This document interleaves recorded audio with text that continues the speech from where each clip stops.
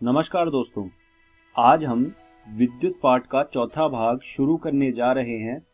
तो आइए देखते हैं कि आज की इस वीडियो में हम लोग कौन कौन सी चीज़ों के बारे में पढ़ने वाले हैं।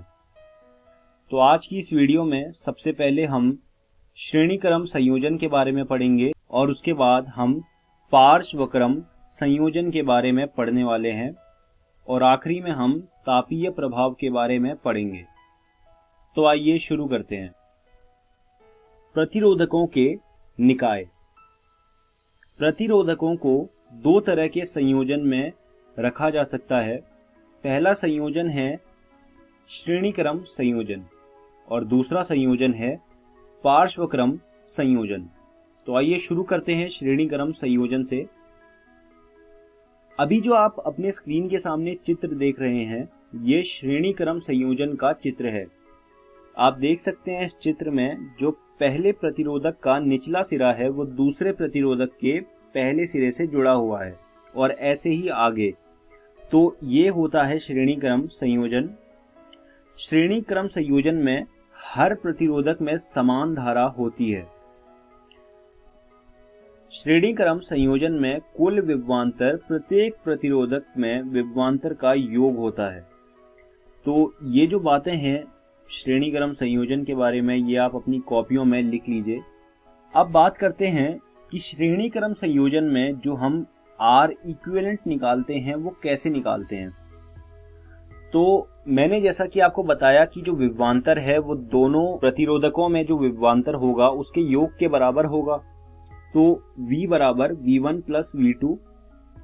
ओम के नियम से जो V होगा वो तो I R इक्विवेलेंट होगा या RS होगा, इक्वल टू I R1।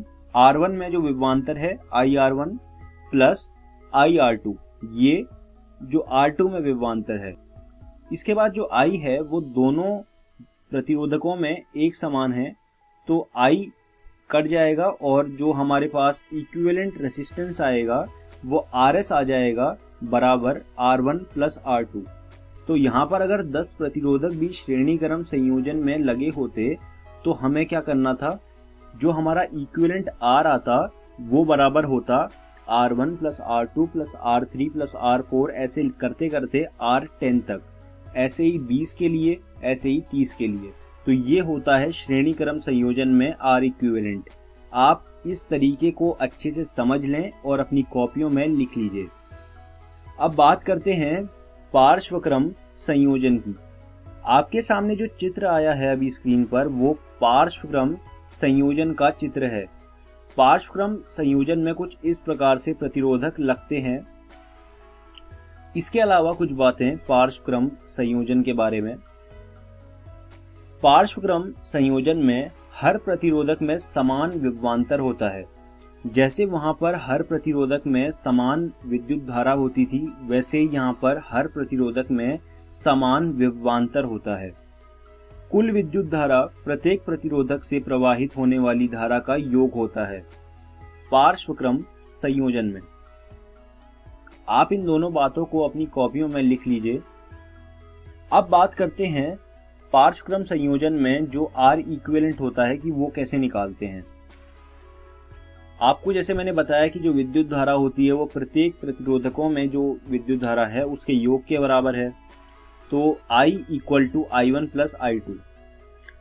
मैं ओम का नियम लगाऊंगा तो I हो जाएगा V upon R equivalent, I1 हो जाएगा V अपॉन R1, I2 हो जाएगा V अपॉन R2।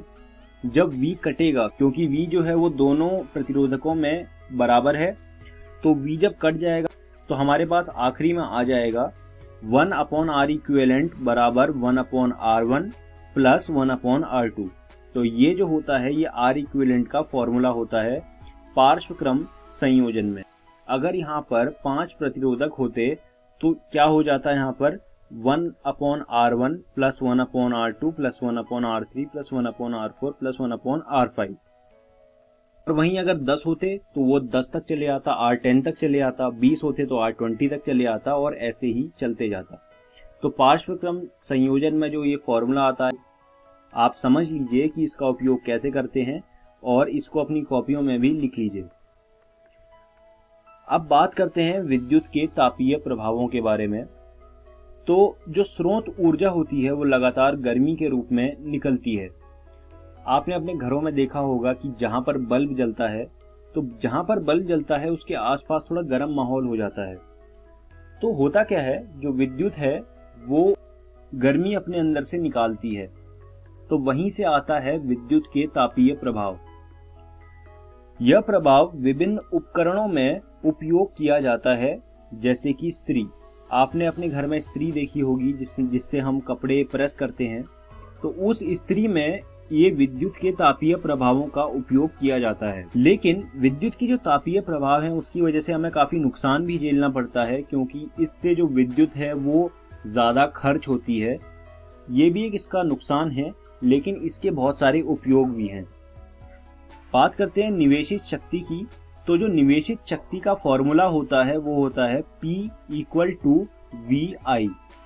आइए अब देख लेते हैं T समय में उत्पन्न ऊष्म की मात्रा का फॉर्मूला। तो वो होता है H = VIT। तो अगर हम V की जगह IR लिखें तो ये हो जाएगा H = I²RT। तो ये जो है T समय में उत्पन्न ऊष्म की मात्रा का फॉर्मूला है। तो आप ये चीज अपनी कॉपियों में लिख लीजिए। अब हम इस वीडियो के अंत में आ गए हैं और देखते हैं कि आज की इस वीडियो में हमने क्या सीखा। सबसे पहले हमने श्रेणी क्रम संयोजन के बारे में पढ़ा, उसके बाद हमने पार्श्व क्रम संयोजन के बारे में पढ़ा और आखिरी में हमने तापीय प्रभाव पढ़े। मैं उम्मीद करता हूं आपको मेरी पढ़ाई हुई सारी चीजें समझ आई होंगी और मैं आपको ये सुझाव दूंगा कि आप ये सारी चीजें विज्ञान की एनसीईआरटी से पढ़ लीजिए।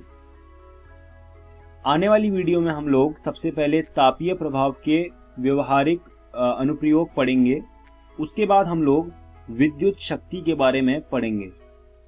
धन्यवाद दोस्तों।